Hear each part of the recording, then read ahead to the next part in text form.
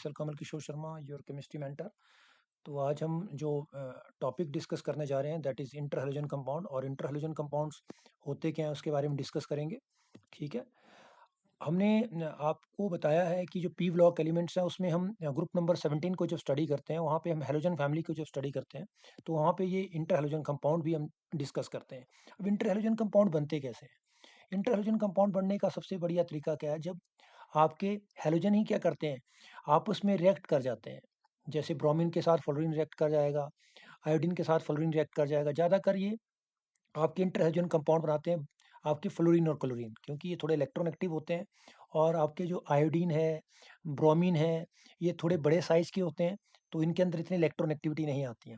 तो ये कैटायन का रोल प्ले कर लेते हैं थोड़ा-सा, और जो आपका फ्लोरीन है वो आपका एनायन का रोल प्ले कर देते हैं। तो ये आपस में मिलके क्या बनाते हैं, पार्शियल आयनिक कंपाउंड बनाते हैं। पार्शियल आयनिक का कहने का मतलब ये प्योरली कोवैलेंट नहीं होते और ना ही ये प्योरली आयनिक होते हैं। इनके अंदर थोड़ा-सा परसेंटेज ऑफ आयनिक कैरेक्टर रहता है। इसलिए इनको मैंने कहा कि पार्शियल आयनिक, और इसलिए ये ज़्यादा रिएक्टिव होते हैं। तो अब जब देखते हैं डेफिनेशन देखते हैं, देखो इंटर हैलोजन कंपाउंड्स क्या होते हैं? ऐसे कंपाउंड जो हैलोजन आपस में ही मिलके बनाता है। हैलोजन ग्रुप एलिमेंट क्या करते हैं, आपस में रिएक्ट करते हैं और ये कंपाउंड बनाते हैं। ठीक है? तो जब भी आपके ग्रुप नंबर 17 के जो एलिमेंट्स हैं, कौन-कौन से आपके ग्रुप नंबर 17 के एलिमेंट्स मैं यहाँ लिख रहा हूँ, फ्लोरीन, क्लोरीन, ब्रोमीन, आयोडीन। ऊपर वाला एलिमेंट तो पूरे पीरियोडिक टेबल में सबसे ज़्यादा इलेक्ट्रोनेगेटिव है, साइज़ बड़ा स्मॉल है इसका। साइज़ स्मॉल है और ऊपर से टॉप से बॉटम जब चलते हैं साइज़ क्या करता है आपका, इंक्रीज़ करता है। जब साइज़ इंक्रीज़ करता है तो इलेक्ट्रोनेगेटिविटी क्या करेगी, डिक्रीज़। तो कहने का मतलब है कि आपका जो ऊपर वाला है ये ज़्यादा इलेक्ट्रोनेगेटिव है और नीचे वाला क्या है, कम इलेक्ट्रोनेगेटिव है।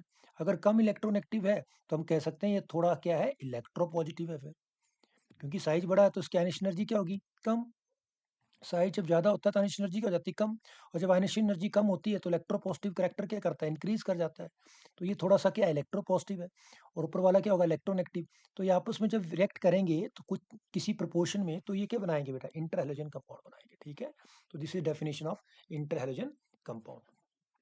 ठीक है? तो आगे देखते हैं नेक्स्ट में। तो ये मैंने हैलोजेंस के बारे में उनकी कॉन्फ़िगरेशन और कैसे-कैसे आप ऊपर टॉप टू बॉटम इनका रहता है। ऐसे जितने भी आपके हैलोजेंस हैं, वो डायटोमिक वो एग्ज़िस्ट करते हैं। डायटोमिक मतलब वो सिर्फ़ डाई एटम में एग्ज़िस्ट करते हैं मॉलिक्यूल में। F2, Cl2, Br2, I2, ठीक है? उनके बीच में सिंगल बॉन्ड रहता है देखिए, ठीक है? क्योंकि इनकी वैलेंसी कैसे रहती है ऐसे? इनको किसकी रिक्वायरमेंट है? 1 इलेक्ट्रॉन की, तो एक-एक करके क्या करते हैं, आपस में बॉन्ड बना लेते हैं। तो देखो ऊपर से नीचे जैसे आप बढ़ रहे हैं तो क्या कर रहा है आपका साइज़, क्या कर रहा है, इंक्रीज़ कर रहा है। ठीक है? तो इसमें आप देख सकते हैं स्लाइड में। तो सिंपल मैंने यहाँ इलेक्ट्रॉनिक कॉन्फ़िगरेशन का एक आपको बताया हुआ है कि फ्लोरीन टू आप एस्टेनिन जाएँगे तो क्या होगा, साइज़ क्या करेगा, आपका इंक्रीज़ करेगा due to increase in shell number. ये जो आपका पीरियड नंबर 2 पे है, ये 3 पे है, ये 4, 5, 6 इस तरह आपका सेल नंबर क्या कर रहा है, इंक्रीज़ कर रहा है। ठीक है? क्योंकि n की वैल्यू इंक्रीज़ करती है तो साइज़ भी क्या करता है, इंक्रीज़ करता है। हमने देखा हुआ है, ये हमने पहले पढ़ा हुआ है। अब ये कितने टाइप के होते हैं? How many types of interhalogen compound we have? तो इंटर हैलोजन जो कंपाउंड्स होते हैं वो डायटोमिक इंटर हैलोजन, मतलब 2 एटम आपस में क्या करेंगे, कंबाइन करेंगे। 2 हैलोजन एटम्स आपस में कंबाइन करेंगे और क्या बनाएँगे, डायटोमिक। फिर ये क्या होते हैं, टेट्राटॉमिक होते हैं। उसमें 3 एटम किसी और एलिमेंट से आएँगे और 1 एटम किसी और का होगा, ठीक है? इस तरीके से बनेंगे वो। इसको देखो 3 और 1 4, 5 और 1 6, ये हेक्साटॉमिक। और ये क्या है आपका ऑक्टाटॉमिक। तो डायटोमिक, टेट्राटॉमिक, हेक्साटॉमिक और ऑक्टो, ठीक है? ऑक्टो एटॉमिक आपको इंटर हैलोजन कंपाउंड से बनाए हुए हैं। अब देखिए इनके टाइप डिस्कस कर लेते हैं। ये आपके आपके डायटोमिक है, 2 हैलोजन आपस में कम। एक्स जो है हमारा किसके लिए हम इस्तेमाल करते हैं? एक्स हैलोजन के लिए सिंपल इस्तेमाल करते हैं। X is general symbol of halogen, fluorine, chlorine, bromine, iodine. और एक्स बार क्या है? ये भी हैलोजन ही है। तो एक x bar, sorry x dash, sorry not bar, x dash. तो एक्स और एक्स डैश का मतलब क्या है कि पहला वाला भी हैलोजन है, दूसरा भी क्या है, हैलोजन है। जैसे ये आपका ये ClF बना, देखो BrF बना, तो ये आपका diatomic interhalogen compound है। फिर BrCl, तो जो नीचे वाले आपके कौन से, ब्रोमीन और आयोडीन, ये ऑलमोस्ट आपके किसका रोल प्ले करते हैं, कैटाइन का रोल, मतलब ये कैटाइन का रोल प्ले करेंगे। और जैसे फ्लोरीन और क्लोरीन, वो किसका रोल प्ले करेंगे, आपके एनाइन का रोल प्ले करते हैं। और ऐसा माना जाता है कि इंटर हैलोजन कंपाउंड्स होते हैं ज़्यादा रिएक्टिव होते हैं। Interhalogen compounds are more reactive, क्यों? क्योंकि जो आपके हैलोजन कंपाउंड होते हैं वो डायटोमिक एग्जिस्ट करते हैं। देखिए, दे एग्जिस्ट एज डायटोमिक, और डायटोमिक है तो क्या है ये, कैसे आपको नजर आ रहे हैं, ये आपके होमोटोमिक हो गए, होमोटोमिक। और होमोटोमिक है तो क्या है, ये नॉन पोलर है। कैसे है ये, नॉन पोलर। जब नॉन पोलर होंगे तो क्या होंगे, लेस रिएक्टिव है ये, लेस रिएक्टिव, क्योंकि इनके अंदर कौन सा करेक्टर रहेगा, कोवलेंट करेक्टर है इनके अंदर, और कोवलेंट कंपाउंड्स है, और इनकी बॉन्ड डिस्ट्रीब्यूशन एनर्जी भी क्या होगी, थोड़ी हाई रहेगी। ठीक है, तो लेस रिएक्टिव। पर जब आपने क्या बना दिया, आप इंटरहेलोजन कंपाउंड बना लिया, तो इंटरहेलोजन कंपाउंड जैसे आपने बना दिया यहाँ पे ClF, तो ये ज़्यादा इलेक्ट्रोनेगेटिव है, ये कम, तो उसके पास पार्शियल पॉजिटिव चार्ज आएगा, इसके ऊपर पार्शियल नेगेटिव चार्ज आएगा। तो उसके अंदर क्या आ गया आपका, पार्शियल पोलर करेक्टर आ गया, और पार्शियल पोलर करेक्टर आने से ये क्या हो गए, ज़्यादा रिएक्टिव हो जाएंगे। अब ये क्या हो जाएंगे, ज़्यादा रिएक्टिव होते हैं। तो ये क्वेश्चन अक्सर पूछा जाता है कि why interhalogen compounds are more reactive as comparison to halogen compound. तो आप बता सकते हैं कि इनके अंदर इलेक्ट्रोनेगेटिव डिफरेंस ज़्यादा होता है, जिससे इनके अंदर पार्शियल आयनिक करेक्टर आ जाता है, और पार्शियल आयनिक करेक्टर या पोलर करेक्टर की वजह से ये क्या हो जाते हैं, ये रिएक्टिव हो जाते हैं। ठीक है, इस तरीके से इसको हम कर सकते हैं। आगे मूव करते हैं।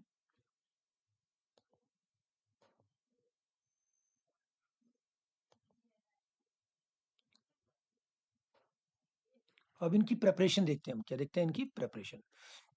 तो प्रेपरेशन कैसी है, देखिए, preparation of interhalogen compounds, these molecule are formed due to direct combination.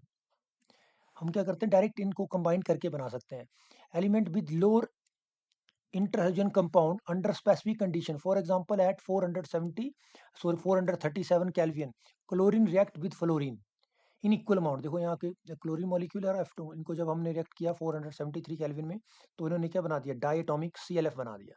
और ये कैसा कंपाउंड इंटरहैलोजन है, डायटोमिक, क्योंकि दो एटम आपस में कंबाइन कर रहे हैं। देखो आयोडीन एंड Cl2, ये भी क्या बना आपका, डायटोमिक ICl।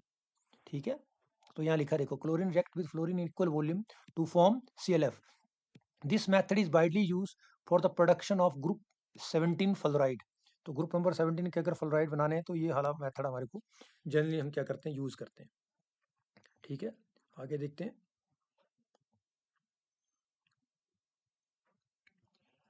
ये सबसे इंपॉर्टेंट है, प्रॉपर्टीज ऑफ इंटरहैलोजन कंपाउंड्स। तो कैसे होते हैं इंटरहैलोजन कंपाउंड, इनकी प्रॉपर्टी आपको पता होना चाहिए।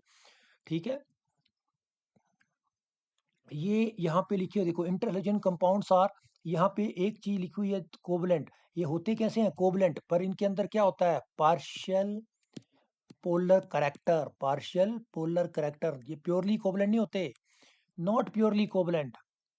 यहाँ लिखा होता नहीं तो प्योरली कोवलेंट, ये होते कैसे हैं, कोवलेंट होते हैं, पर they are not purely covalent. और कैसे होते हैं, डायमैग्नेटिक नेचर। क्यों डायमैग्नेटिक, क्योंकि इनके पास क्या होते हैं, पेयर्ड इलेक्ट्रॉन। पेयर्ड, या तो बॉन्ड पेयर में होंगे इलेक्ट्रॉन, ठीक है, या तो बॉन्ड पेयर में होंगे, या तो क्या होगा, लोन पेयर। कभी आपको कोई भी अनपेयर्ड इलेक्ट्रॉन नजर नहीं आएगा, क्योंकि मैग्नेटिक करैक्टर कैसे आता है, अनपेयर्ड इलेक्ट्रॉन की वजह से।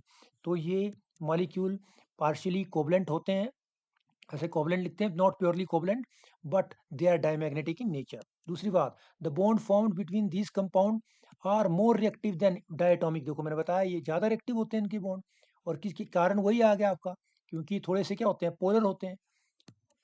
अगली property, physical property of this molecule are transitional between their constituents. तो उनकी जो फिजिकल प्रॉपर्टी बनती है वो कैसे बनती है, आप सोचें कि जैसे आपने यहाँ बनाया F2 एंड Cl2 को मिक्स करके क्या बनाया आपने, आपने बनाया ClF। तो ClF की जो प्रॉपर्टी होगी वो क्या होगी, इन दोनों की प्रॉपर्टी का क्या होगा, मिक्सचर होगा, ट्रांजिशनल प्रॉपर्टी रहेगी। ऐसा नहीं कि प्योरली इसमें इसकी प्रॉपर्टी आ गई या इसकी आ गई, इन दोनों की मिक्स प्रॉपर्टी इसके अंदर आएगी। ठीक है, नेक्स्ट बात आप यहाँ डिस्कस करते हैं, वो क्या है, molecular structure of AX3 type का क्या स्ट्रक्चर रहेगा। और आपका जैसे यहाँ पे मैंने बताया, अगर आपका इस तरह का कंपाउंड है तो क्या स्ट्रक्चर रहेगा, इस तरह का अगर है आपका टेट्राटॉमिक है, या फिर आपका हेक्साटॉमिक है, या फिर आपका ऑक्टाटॉमिक है, तो क्या स्ट्रक्चर रहेंगे इनके। तो अलग अलग स्ट्रक्चर हम डिस्कस करेंगे। ठीक है, इनकी ज्योमेट्री क्या रहेगी। तो ये सारी हम यहाँ डिस्कस करेंगे, मैं आपको सारी बता दूंगा किसकी बेंट शेप शेप रहेगी कौन। ये मैं आगे अगली स्लाइड में डिस्कस करने जा रहा हूँ कैसे इनकी ज्योमेट्री हम कैलकुलेट करेंगे with help of hybridisation concept. आप चाहे वेसपर थ्योरी से करो चाहे हाइब्रिडेशन से, आपको वही मिलेगी आपको, ठीक है। फिर second, the bond length depends upon the size of constituents halogen. जैसे आप कहें कि ये या इसमें किसमें बॉन्ड लेंथ ज़्यादा होगी, इसमें बॉन्ड लेंथ ज़्यादा है, क्योंकि यहाँ ब्रोमीन का साइज क्या है, बड़ा, और सीएल का साइज क्या है, छोटा। तो जितने बड़े साइज के आपके एटम क्या करेंगे, ज्वाइन करेंगे, बॉन्ड लेंथ भी क्या हो जाएगी, बड़ी हो जाएगी। और जब बॉन्ड लेंथ बड़ी हो जाएगी तो स्टेबिलिटी क्या हो जाएगी, कम हो जाएगी, जिसको हम क्या कहते हैं, थर्मल स्टेबिलिटी। तो थर्मल स्टेबिलिटी में थोड़ा सा टेम्परेचर दिया जल्दी टूट जाएंगे आपके। तो बॉन्ड लेंथ ज़्यादा होने से थर्मल स्टेबिलिटी क्या हो जाती है, कम हो जाती है, ठीक है।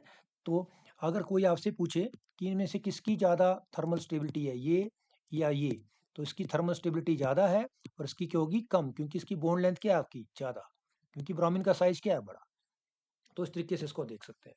आगे देखिए, the molecule which consist of lighter group 17 elements is fairly colourless. कैसे होते हैं ये, colourless, but one which is made of higher halogen deeper in colour. अगर आप लाइटर एलिमेंट जैसे फ्लोरीन के साथ कंपाउंड बनाओगे तो ऑलमोस्ट वो कलरलेस होंगे, पर हायर हेलोजन के साथ बनाओगे तो वो क्या हो जाएंगे, कलरफुल होंगे, ठीक है। लिखा देखो यहाँ पे, but one which made up of higher halogen is deeper in colour which is due to the rise of molecular. यहाँ मॉलिकुलर स्पेक्ट्रा की बात की हुई इन्होंने, क्योंकि जब आपके हायर उसके आएंगे आपके पास तो वहाँ ट्रांजिशन की पॉसिबिलिटीज की हो जाएंगे ज़्यादा, और ट्रांजिशन की पॉसिबिलिटी ज़्यादा हो तो कलर आता है, आपको पता है, ठीक है। तो इस तरीके से हम इसको देख सकते हैं। आगे मूव करते हैं। यूज ऑफ इंटरहेलोजन कंपाउंड कहाँ कहाँ यूज करते हैं ये भी देख लेते हैं। तो यूज कहाँ कहाँ होते हैं, देखिए इंटरहेलोजन कंपाउंड हमारे, तो फर्स्ट हमारा यूज कहाँ होगा, these are use as non aqueous solvent. ये कैसे होते हैं, नॉन एक्वस होते हैं। नॉन एक्वस सॉल्वेंट क्या होते हैं, क्योंकि इसमें हाइड्रोजन है ही नहीं है, ठीक है। तो नॉन एक्वस और वाटर को हम क्या कहते हैं, एक्वस सॉल्वेंट। और ये कैसे हैं आपके, नॉन, इसको हम क्या कहते हैं, नॉन प्रोटिक सॉल्वेंट भी कहते हैं, नॉन प्रोटिक सॉल्वेंट होते हैं। तो ये वहाँ पे इस्तेमाल किए जाते हैं। फिर they are used as catalyst, ये कैटलिस्ट भी इस्तेमाल होते हैं कई रिएक्शन में, ठीक है। और जैसे यहाँ पे uranium hexafluoride which is used in the enrichment of uranium 235, radio active element है ये, is produce by using ClF3 और BrF3। तो देखो यहाँ पे इंटरहेलोजन कंपाउंड इस्तेमाल हो रहे हैं, किसके लिए, यूरेनियम की इनरिचमेंट के लिए। यहाँ पे आपके पास यूरेनियम है, इसके साथ हमने ClF3 को रिएक्ट किया तो ये बन गया यूरेनियम हेक्साफ्लोराइड बन गया, ठीक है। और इस तरीके से हम क्या करते हैं, इसकी फ्लोरिनेशन कर दी, यहाँ पे हमने क्या कर दी, इसकी फ्लोरिनेशन। और इसकी इनरिचमेंट में काम आ रहा है ये, इनरिचमेंट मतलब इसकी कंसंट्रेशन को और इनरिच करने के काम आ रहा है, ठीक है। तो इस तरीके से इसकी थोड़े से यूज यहाँ आ सकते हैं कभी काम आपके, तो उनको आप रीड कर लें, थोड़ा सा देख लें कि कैटलिस्ट में इस्तेमाल होते हैं, ज़्यादा करके नॉन एक्वस सॉल्वेंट होते हैं, और यूरेनियम को इनरिचमेंट में ये काम आते हैं। तो ये वाला रिएक्शन आप मेंशन कर सकते हैं। आगे देखते हैं, आगे मूव करते हैं।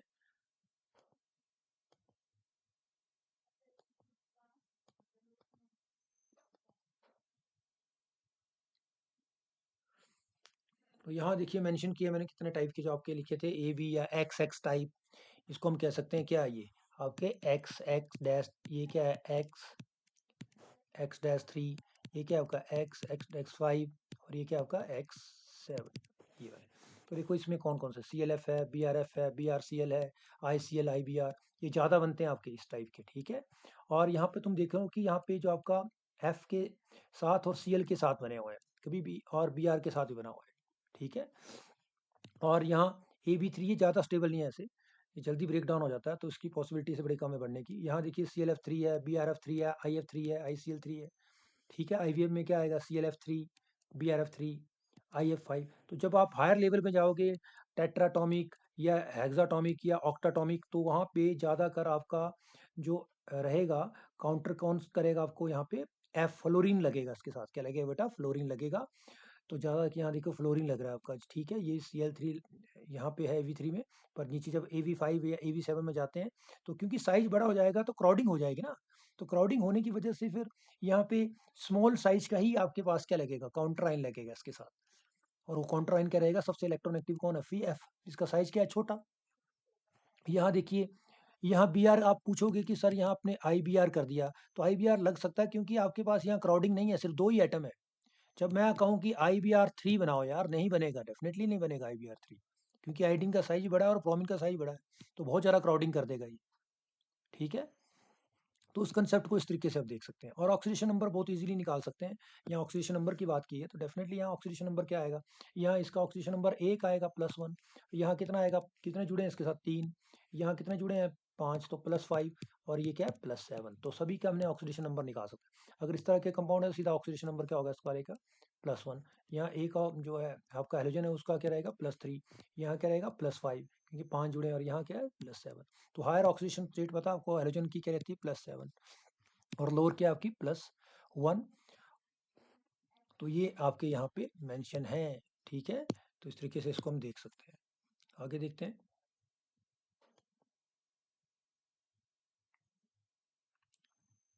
तो देखिए यहाँ प्रिपरेशन हमने डिस्कस कर चुके हैं यहाँ पे, कि क्लोरीन फ्लोरीन को हमने 200 डिग्री सेल्सियस में कॉपर वेसल में हीट किया तो सीएलएफ बन गया। एवी टाइप इंटरलेजन कंपाउंड यहाँ डिस्कस किए गए। ठीक है, तो कैसे प्रिपरेशन की हुई देखिए, इक्वल अमाउंट में, या BrCl2 को किया तो ये ब्रोमीन क्लोराइड। ठीक है, और यहाँ पे देखिए BrF, तो यह ब्रोमीन लिया। एक और मेथड है, देखो हमने ब्रोमीन ट्राईफ्लोराइड में ब्रोमीन डाल दिया, तब भी क्या बना आपका, ये डाई आपका क्या बन रहा है, ये डाई एटॉमिक बन रहा है BrF। ठीक है, अगर AB3 टाइप की करनी है तो कैसे किया, देखो Cl2 लिया और 3 टाइम, मतलब ये एक्सेस में ले लिया फ्लोरीन हमने। ठीक है, तो बन गया ClF3 टाइप। तो जब आप फ्लोरीन एक्सेस में लोगे, इक्वल अमाउंट में लोगे, तो आपके डायटोमिक बनेंगे। एक्सेस अमाउंट में लेते जाओगे तो क्या करेगा, ये ट्राई एटॉमिक फॉर्मेशन कर रहा है। देखिए, और ज़्यादा एक्सेस में लोगे तो ये किस में चला जाएगा आपका, ये आपका आपका बनेगा हेक्साटॉमिक, जैसे आपके बन जाएगा आगे हमने यहाँ डिस्कस किया कंपाउंड। ठीक है, जैसे आपके पास BrF5 है। ठीक है, ये बन जाएगा, तो एक्सेस में फ्लोरीन इस्तेमाल हुआ है। तो इस तरीके से आप टेम्परेचर देख रहे हैं, अंडर कंट्रोल टेम्परेचर, ज़्यादा नहीं है, 100 डिग्री या 200 डिग्री है। ज़्यादा हीट करोगे तो कुछ और इसमें रिएक्शन हो सकता है। तो सिंपल यहाँ पे आपको स्मॉल कंडीशन में ही हीट करना है, क्योंकि ब्रेक डाउन हो जाते हैं ना ये थर्मल, इतने ज़्यादा स्टेबल नहीं होगे। हायर आप साइज का बनाओगे तो थर्मली अनस्टेबल बन जाएंगे, तो थोड़ा आप टेम्परेचर इंक्रीज करोगे तो दोबारा ब्रेक डाउन हो जाएंगे, रिवर्स हो जाएंगे रिएक्शन।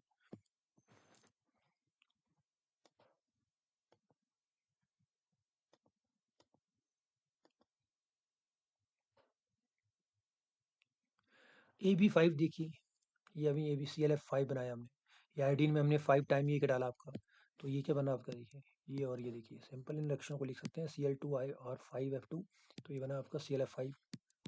प्रेशर भी आपको हाई करना पड़ा। AB5 टाइप देख रहे हैं हम, जिसको हम क्या कहते हैं हेक्साटॉमिक। ये देखो IF5। ठीक है, और AB7 तो बहुत है। आपने F2 में IF5 में क्या F2 डाल दिया तो IF7 बन गया, या फिर पोटेशियम हाइड्राइड में क्या डाल दो F2 डाल दो एक्सेस में, तो क्या बना IF7 बन जाएगा आपका। ठीक है, तो इस तरीके से इनको आप लिख सकते हैं। ये सिंपल सी प्रिपरेशन है, कोई ज़्यादा टफ प्रिपरेशन में नहीं है, सिंपल इनको आप याद कर सकते हैं। आगे देखते हैं।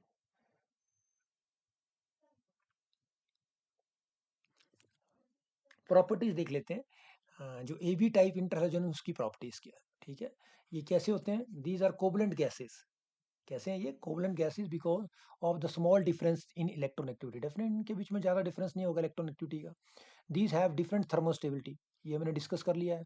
For example ClF3 is extremely stable, जबकि BrC साइज बड़ा है, तो साइज बड़ा है तो आपका लेंथ क्या हो जाएगा, आपका लेंथ ज़्यादा हो जाएगा।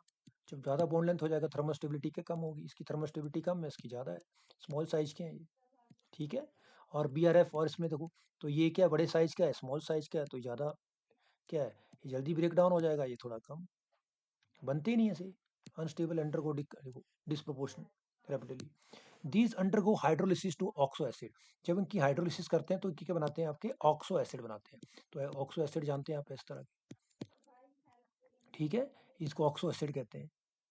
तो ऑक्सो HBr O3 HClO, ये सारे ऑक्सो एसिड है इसके। ठीक है, तो इस तरीके से ऑक्सो एसिड बनते हैं आफ्टर हाइड्रोलिसिस। और हाइड्रोलिसिस के लिए आपने देखा होगा कि जो हैलोजन है, अगर उसमें d ऑर्बिटल है तो डेफिनेटली वो हाइड्रोलिसिस इजीली कर लेता है। तो ये बातें सारी P ब्लॉक में डिस्कस करेंगे हम, कुछ में वीडियो में डिस्कस भी करूंगा आगे।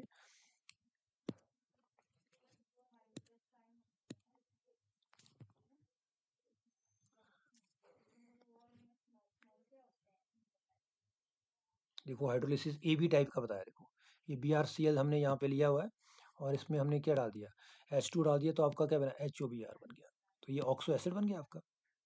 ठीक है, ICl में हमने H वाटर डाला हाइड्रोलिसिस की, तो HOI बन गया और साथ में Cl। तो ये सिंपल सी हाइड्रोलिसिस यहाँ मेंशन की हुई है।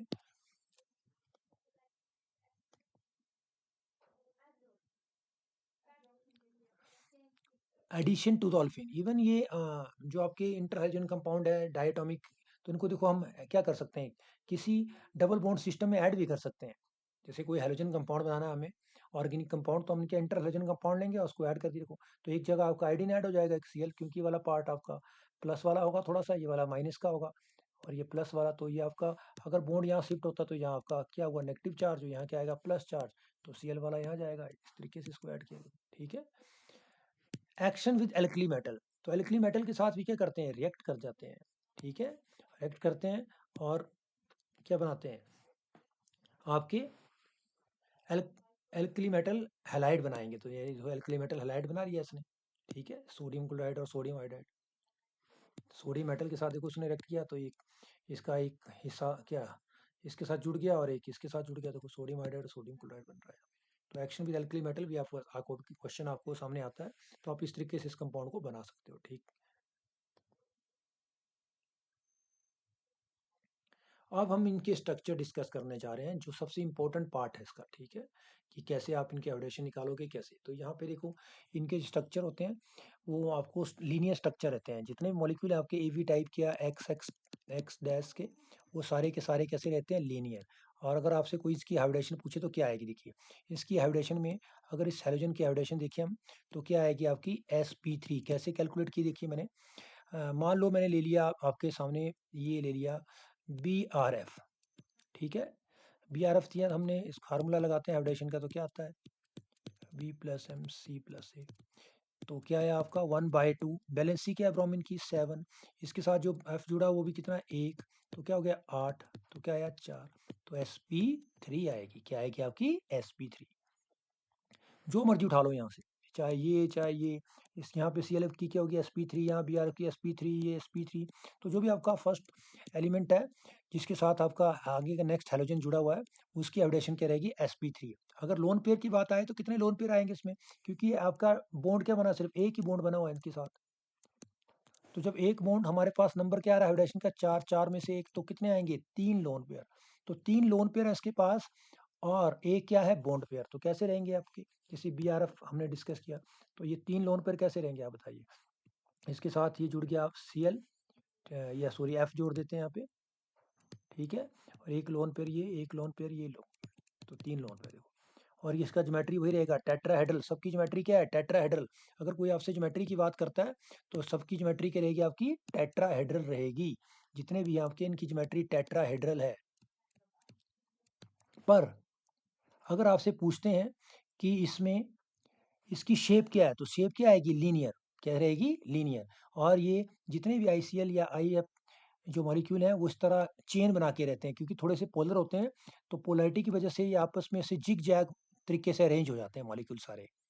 ठीक है, जितने आपके diatomic molecule AB type molecule हैं वो इस तरीके से जिग जैग तरीके से अरेंज हो जाते हैं, इसको जिग जैग चेन कहते हैं। तो इसको इस तरीके से हम देख सकते हैं।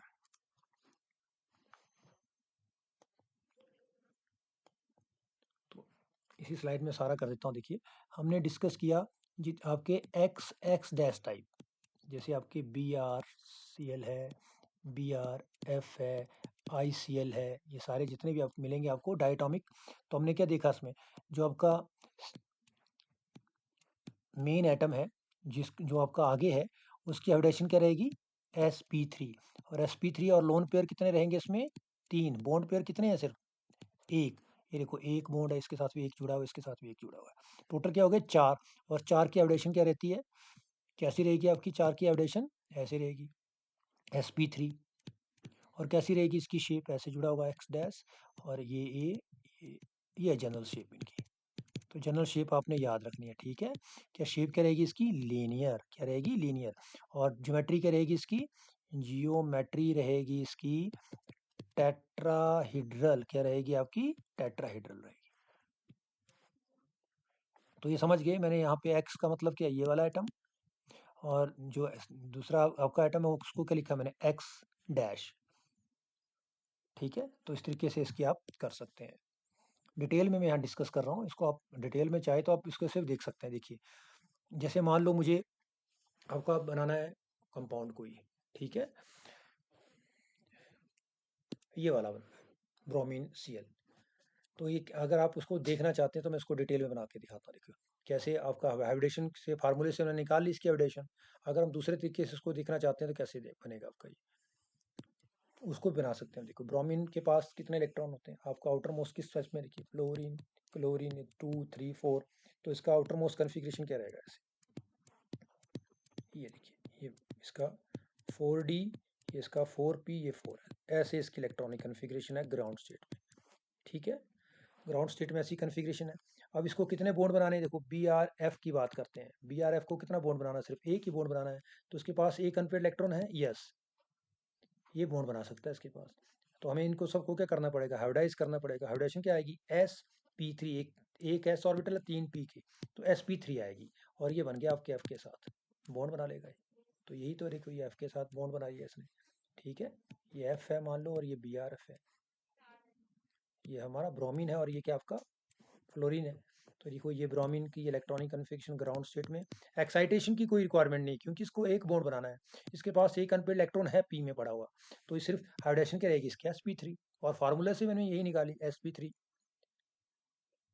तो इस तरीके से इस क्वेश्चन को हम क्रैक कर सकते हैं। आगे चलते हैं, मूव करते हैं नेक्स्ट वाले इसमें। अब हम करते हैं टेट्राटॉमिक में। देखो इस वाले टाइप में यहाँ कैसा रहेगा कंसेप्ट, आपका कैसा रहेगा इसका आपका कंसेप्ट, इसको देखते हैं। तो यहाँ देखो ऐसे फार्मूले से निकालते हैं तो क्या आएगा, 1/2 वैलेंसी क्या है Cl की, किसी भी ले लो, सबकी आगे जितने वैल्यूजन की वैलेंसी क्या रहती है 7। यहाँ कितने जुड़े हैं, 3, 7 और 3 कितने हो गए 10। तो क्या आया 5, तो क्या आएगी sp3d। और ट्राइगनल बाईपिरामिडल, तो देखो ट्राइगनल बाईपिरामिडल यहाँ ज्योमेट्री बनाई हुई है।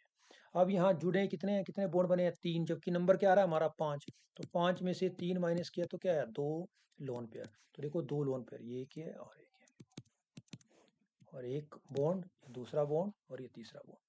अब देखिए ज्योमेट्री वही रहेगी ट्रायंगुलर बाइपिरामिडल, पर शेप क्या नजर आ रही है आपको, टी शेप।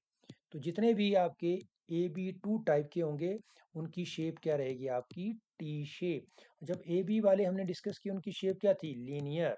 तो ये आपने याद रखना है। अच्छा, और हाइब्रिडेशन क्या थी, sp3, जबकि इसकी हाइब्रिडेशन कौन सी है, sp3d। तो इस तरीके से देख, हाँ लोन पेयर अगर पूछे जाएंगे तो लोन पेयर भी कैलकुलेट कर सकते हैं। ये देखो हर क्लोरीन में, फ्लोरीन में कितने लोन पेयर है, 3 3 है। वैलेंसी पूरी ऑक्टेट पूरा करना है आपने। तो 3 3 6 3 9 और 2 11, 11 लोन पेयर आएंगे इस बैटरी में CL3 में। ठीक है, तो इस तरीके से इस क्वेश्चन को हम देख सकते हैं। अगर आप इसी कोई क्वेश्चन को दूसरे तरीके से देखना चाहें कि ये कैसे हुआ, तो वो भी देख लेते हैं, चलिए।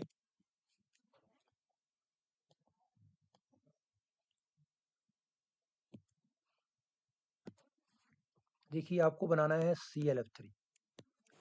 तो यहाँ 3 आपके पास अनपेड इलेक्ट्रॉन होना चाहिए Cl के पास। Cl का आप पता है आपको, से अगर क्लोरीन की इलेक्ट्रॉनिक कन्फिग्रेशन देखें तो क्या आती है आपके पास, ठीक है, किस में आता है कि ये थर्ड पीरियड में है। तो थर्ड पीरियड में क्या, 3s 3p 5 3s2, ये ग्राउंड स्टेट है इसकी। तो 3s, ये 3p लिख लेते हैं भाई। और 3d भी है इसके पास, पर ये क्या खाली आपका पड़ा हुआ है ये, और 5 ऑर्बिटल इसके आगे। तो इसका ग्राउंड स्टेट ऐसे है कुछ, ये देखिए। अब यहाँ तो सिर्फ एक ही बॉन्ड बनेगा, क्योंकि इसके पास अनपेड इलेक्ट्रॉन क्या सिर्फ एक ही है यहाँ पे। तो हमें क्या करनी पड़ेगी, माइग्रेशन करनी पड़ेगी। तो एक्साइटेड स्टेट कन्फिग्रेशन क्या आएगी इसकी, ऐसे आएगी कुल। यहाँ से आपके इलेक्ट्रॉन क्या करेंगे, कितने माइग्रेट करेंगे, एक इलेक्ट्रॉन यहाँ से माइग्रेट करके यहाँ। तो देखिए यहाँ 2 थे, और यहाँ से उठ के एक चल। अब देखिए 1 2 3, 3 इलेक्ट्रॉन मिल गए इसको, 3 बॉन्ड बना सकता है। पर ये अलग अलग एनर्जी लेवल में, ये S में है, ये P में है, D। तो क्या करना पड़ेगा, हाइब्रिडाइज करना पड़ेगा। तो हाइब्रिडेशन क्या आएगी, S, एक S का आया, 3P के और एक D का, sp3d।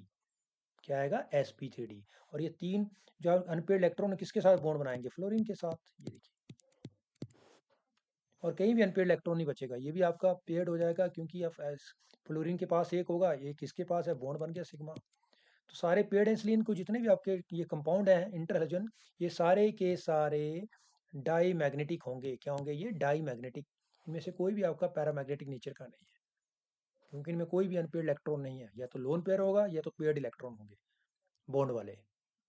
ठीक है, तो इस तरीके से इस क्वेश्चन को देख रहे हैं।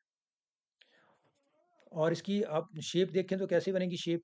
ये आपका आ गया Cl, और आपके जो आपके लोन पेयर हैं, 2 लोन पेयर आ रहे हैं इसमें। कितने आ रहे हैं? 2 लोन पेयर। देखा होगा आपने, तो 2 लोन पेयर इस तरीके से रहेंगे, क्योंकि लोन पेयर में रिपल्सन क्या होनी चाहिए? कम।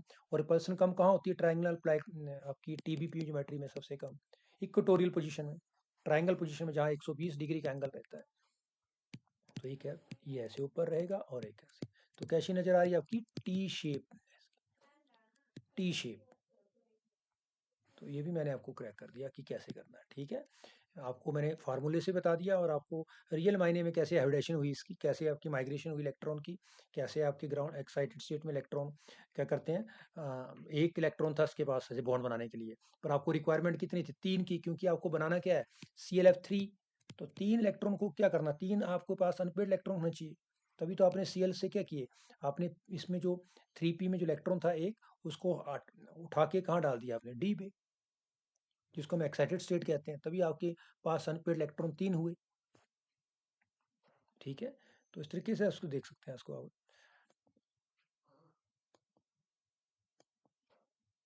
अब देखते हैं हम ये वाले कंपाउंड,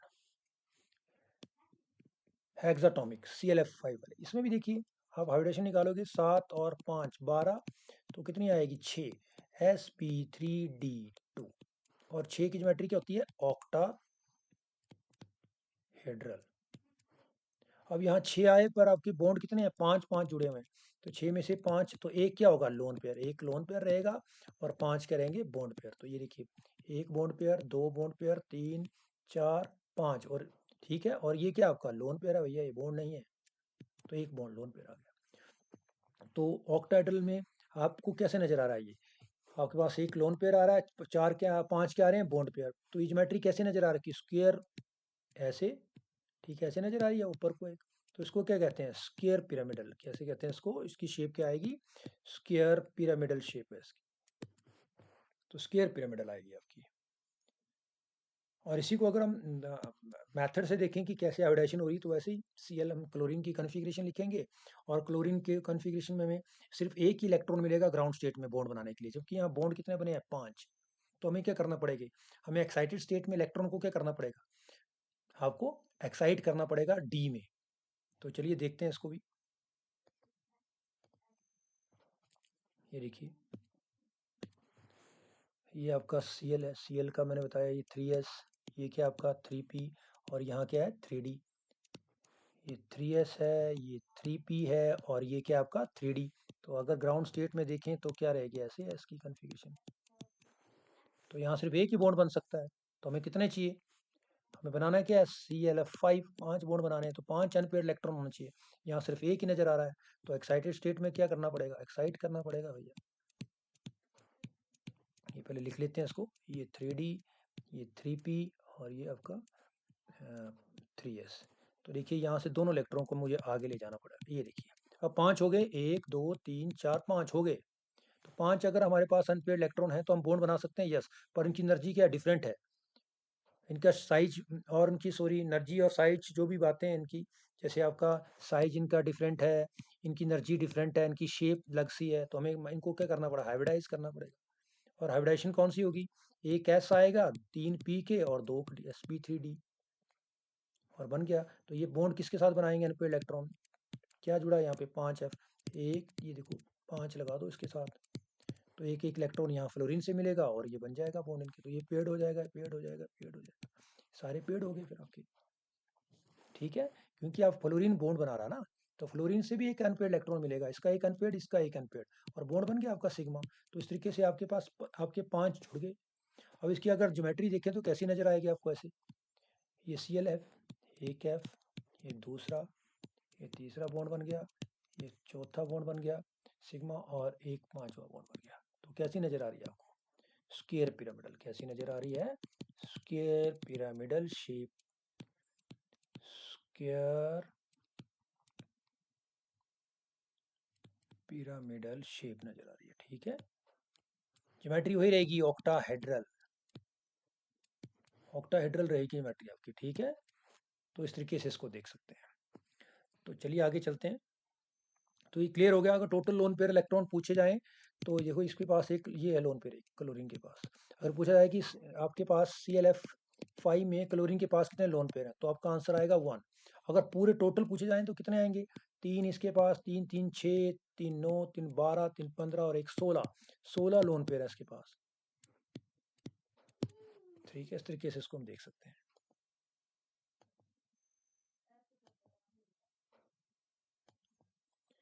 आगे देखते हैं AV7 टाइप में। तो AV7 टाइप में ये वाला देखिए, यहाँ भी वैसा ही है।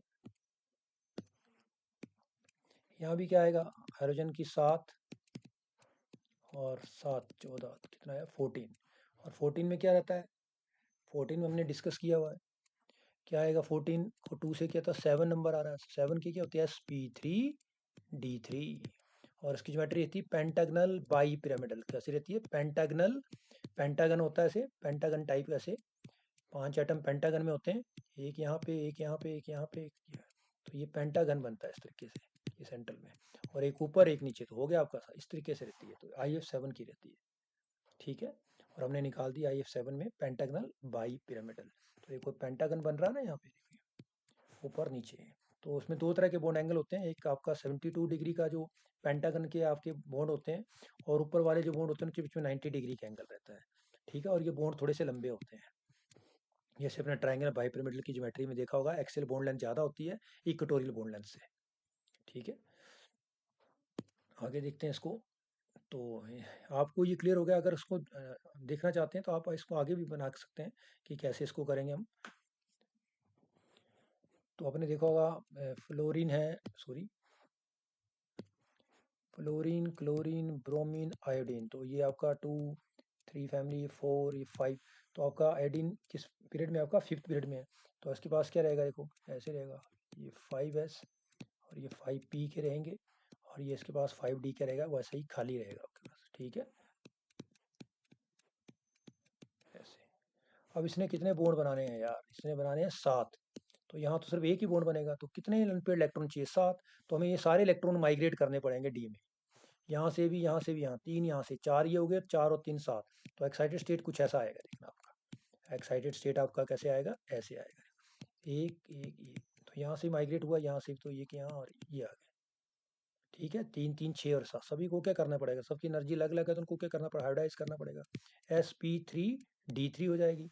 एक s का आया, 3 p के ऑर्बिटल होते हैं, और d के कितने लिया आपने? 3। तो sp3d। अब ये बॉन्ड बना सकते हैं किसके साथ? फ्लोरीन के साथ, क्योंकि सब अनपेयर्ड इलेक्ट्रॉन थे। तो फ्लोरीन से एक एक इलेक्ट्रॉन, क्योंकि फ्लोरीन को कितने इलेक्ट्रॉन की रिक्वायरमेंट है? एक की। तो सिग्मा बॉन्ड बन गया, देखो। और कितने बॉन्ड बने इसके साथ? 7। अब 7 बॉन्ड कैसे रहेंगे स्पेस में? उनका अरेंजमेंट क्या रहेगा? ट्रायगनल बाई पिरामिडल। कैसे रहेगा? ट्रायगनल बाई। तो ऐसे आएगा आयोडीन, यहाँ फ्लोरीन, एक फ्लोरीन यहाँ आएगा, एक यहाँ पे, एक फ्लोरीन यहाँ, और एक यहाँ। तो आपका क्या बन गया? देखो नीचे एक पेंटागन टाइप बन गया, एक ऊपर रहेगा और एक नीचे। तो इसको कहते हैं पेंटागनल, पेंटागोनल बाई पिरामिडल। और इसकी ज्योमेट्री भी क्या रहती है? इसमें कोई लोन पेयर नहीं आयोडीन के पास। लोन पेयर कितने? इसमें 0। किसके पास? आयोडीन के पास कोई लोन पेयर, लोन पेयर के आयोडीन के पास 0।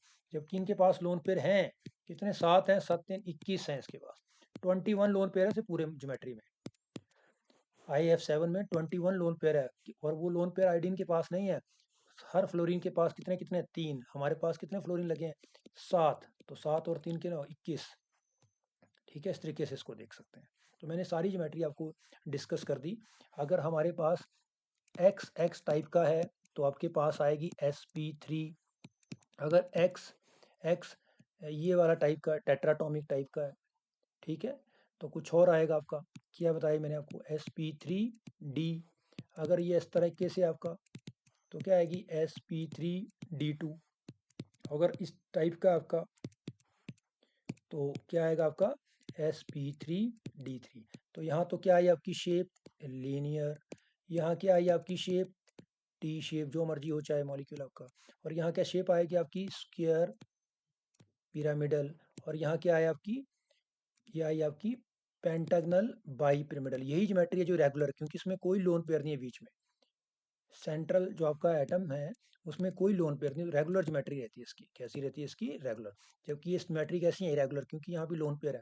यहाँ कितने लोन पेयर हैं? 3। यहाँ कितने लोन पेयर हैं? 2। ठीक है। और यहाँ कितने लोन पेयर रहते हैं आपके? 1। और यहाँ कितना रहता है? 0। तो इस तरीके से मैंने सारे डिस्कस कर दिए आपके सामने, और बहुत इंपॉर्टेंट है इंटर हैलोजन कंपाउंड। ठीक है, तो इनको आप देख लें प्लीज।